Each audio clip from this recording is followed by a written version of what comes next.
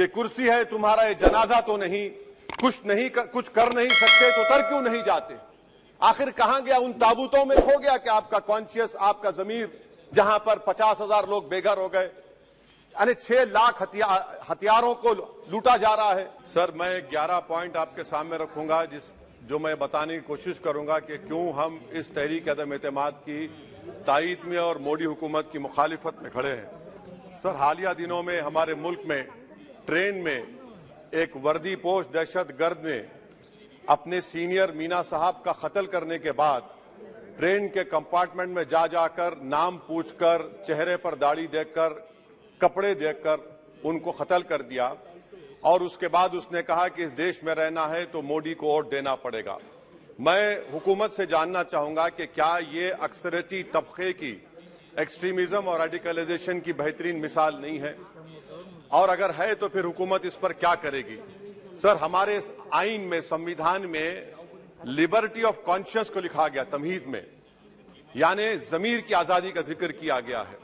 मैं हुकूमत से और खास तौर से वजीर आजम से जानना चाहता हूं कि कहां गया इस हुकूमत का जमीर, कॉन्शियस जिसको अंग्रेजी में कहते हैं, जब नूह में 750 इमारतों को बगैर ड्यू प्रोसेस फॉलो किए उनके इमारतों को मुनद्दम कर दिया गया, और इसलिए कि वो मुसलमान थे, पूरे के पूरे इलीगल थे।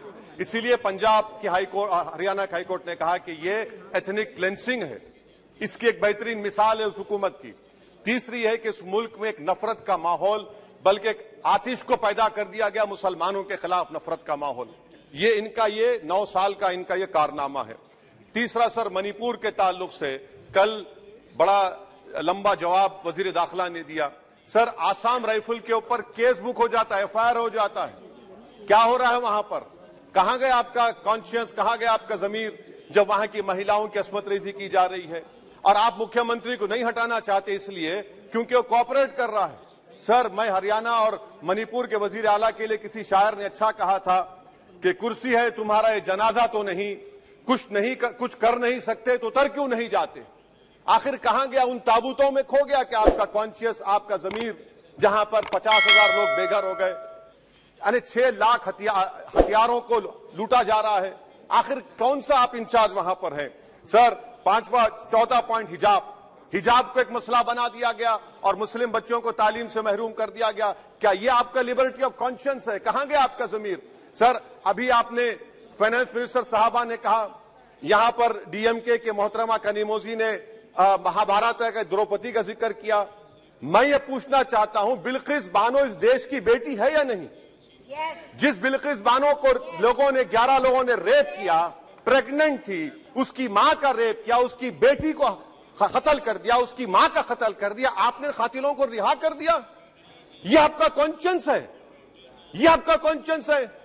आप तो मेजोरिटेरियन पॉलिटिक्स को फरोग दे रहे हैं। सर, चौथा, आज चाइना के ऊपर कोई नहीं बोलते हैं। प्रधानमंत्री मोदी ने उस वक्त 2013 में जब प्रधानमंत्री नहीं थे, कहा था कि समस्या बॉर्डर पर नहीं, दिल्ली में है। अगर हम अपनी जमीन पर हैं तो डिसएंगेजमेंट क्यों कर रहे हैं? क्या आज चीन हमारी जमीन पर नहीं बैठा है? क्या आज चीन से आप बातचीत कर रहे हैं? आप डिसएंगेजमेंट कर दिए। बताइए डी-एस्केलेशन, डी-इंडक्शन कब होगा? मैं आपके जरिए से हुकूमत को बता रहा हूं कि अगर प्रधानमंत्री ने अहमदाबाद में शी जिनपिंग को बुलाकर झूला झुलाया था, क्या हुआ, क्या नतीजा निकला उसका? चेन्नई दिखाया, क्या नतीजा निकला? सर, इसलिए चीन पर बोलिए, चीन को उखाड़ कर फेंकिए। सर, और एक पॉइंट जिस पर मैं मुखालिफ तायीद में खड़ा हूं, हाई इन्फ्लेशन है इस मुल्क में, हाई अनएम्प्लॉयमेंट है, स्टैग्नेटिंग कंजम्पशन है। इसकी वजह से महिलाओं में हाई एनीमिया लीड कर रहा है। ये हुकूमत इसकी जिम्मेदार है। सर, कुलभूषण जाधव कहां है? पाकिस्तान में बैठा है, आप क्यों नहीं लेके आते? आप विश्वगुरु कहते हैं, कुलभूषण जाधव को भूल गए आप। कतर में 8 नेवी ऑफिसर 1 साल से जेल में हैं, आप नहीं ला सके उनको। सर, और एक चीज, 1991 का प्लेसेस ऑफ वर्शिप एक्ट इस ऐवान में पास किया गया था कि तारीख के जख्मों को नहीं खुरेदा जाएगा। आप खुरोद रहे हैं उनको। मैं आपको इंतबाह दे रहा हूं, वार्न कर रहा हूं, इस मुल्क को 90 के दहे में मत लेकर जाइए। 91 का एक्ट सुप्रीम कोर्ट में जवाब दीजिए कि आपकी हुकूमत 91 प्लेस ऑफ वर्शिप एक्ट की कायम है, उस पर कायम रहेगी। यूसीसी, सर, इस यूसीसी का फॉर्मूला क्या है? एक मुल्क में एक मजहब, एक कल्चर, एक जबान, ये तो डिक्टेटरों का फॉर्मूला है। भारत एक गुलदस्ता है, भारत एक मोजाइक है। यहाँ पर बेशुमार जबानें, बेशुमार मज़ाहिब बोले जाते हैं और हिंदू अनडिवाइडेड फैमिली में sir I am concluding 8 crore 75 Hindu खानदानों को 3,800 करोड़ डिडक्शन मिला। इसके बारे में आप क्या कहेंगे सर? और मैं कंक्लूड करने से पहले आपको बताना चाह रहा हूं कि माइनॉरिटी वेलफेयर का बजट 40% कम कर दिया गया। पढ़ो प्रदेश, प्री मैट्रिक स्कॉलरशिप कम कर दी गई, मौलाना आजाद फाउंडेशन खत्म कर दिया गया फेलोशिप, और इसकी वजह से 1,80,000 मुसलमान हायर एजुकेशन में गायब हो चुके हैं। सर, मैं इख्तिताम में कह रहा हूं कि पसमानदा मुसलमान से प्रधानमंत्री को बड़ी मोहब्बत है। ये कौन सी आपकी मोहब्बत है पसमानदा, जो आपका एक मुसलमान मिनिस्टर नहीं है वहां पर? इखलाक से लेकर पीलू खान से लेकर अफान अंसारी से लेकर लुकमान अंसारी, मॉब लिंचिंग पूरे पसमानदा मुसलमान की होती है। पावरलूम बंद है, अंसारियों के खुरेश बरादरी का कारोबार बंद किया जाता है।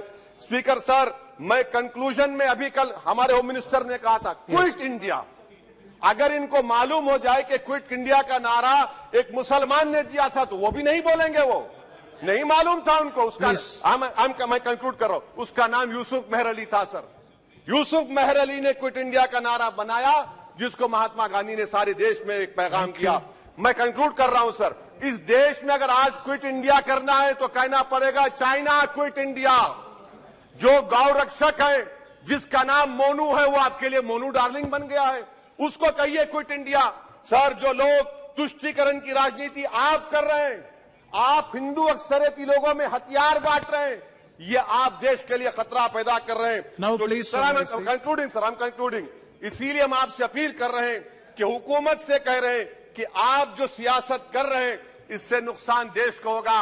प्रधानमंत्री जब खड़े होकर जवाब देंगे, हम उनसे पूछना चाह रहे हैं, पॉइंटेड क्वेश्चन है, क्या देश बड़ा है या हिंदुत्व गोलवालकर की आइडियोलॉजी बड़ी है? मैं इस तहरीक अदम एतमाद की तायद में खड़ा हूं और हुकूमत की मुखालिफत में। सर, एक आधा मिनट सर, दो लोग, दो महाज है इस मुल्क में, एक चौकीदार है, एक दुकानदार है। एक चौकीदार है, एक दुकानदार है। जब जुल्म हम पे होता कोई मुंह नहीं खोलते। यूएपीए का कानून अमित शाह ने लाया, इन दुकानदारों ने तायद की। आज उस यूएपीए का कानून में 83 साल का बुढ़ा सिपर नहीं होने से मर गया। आखिर कब तक दुकानदार और चौकीदार हमारी लाशों पर सियासत? सर, हम कंक्लूडिंग, कब तक सियासत करेंगे? अगर आप जुल्म के खिलाफ आवाज नहीं उठाएंगे तो आपकी दुकानदारी नहीं चलेगी, चौकीदार को बदलेंगे, तीसरा महाज करेगा। शुक्रिया सर।